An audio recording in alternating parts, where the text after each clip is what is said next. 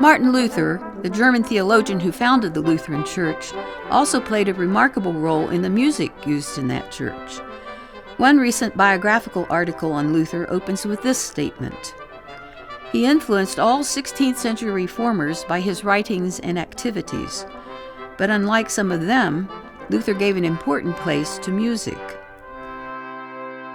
He often stated in various ways that music is the excellent gift of God. I place it next to theology and give it highest praise. Thus, as Lutheran schools were established, music was second only to theology in the curriculum, a practice that continued into Bach's time. Once Luther wrote that a schoolmaster or anyone who is to be ordained must know how to sing and to experience music in a practical way. Because of his philosophy of the significance of music, Luther reestablished congregational singing in the church.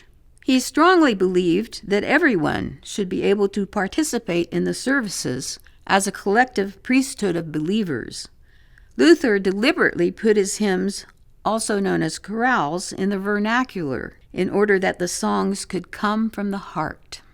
Luther also wanted a simple format, both in text and melody, so that the congregation could easily learn these new hymns.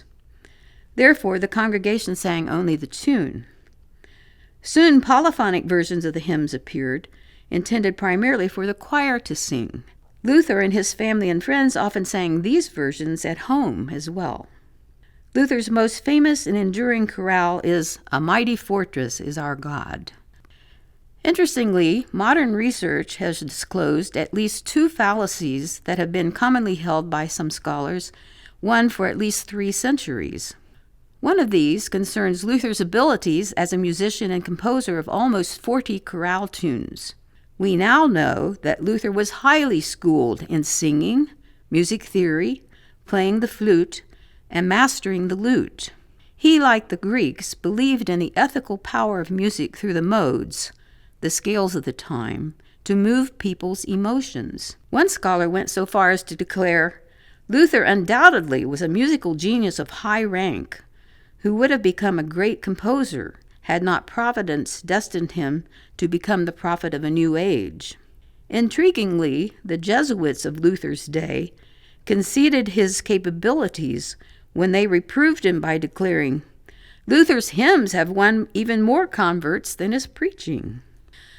Another fallacy, long perpetuated even by respected scholars, was that Luther often used popular tunes for his new texts.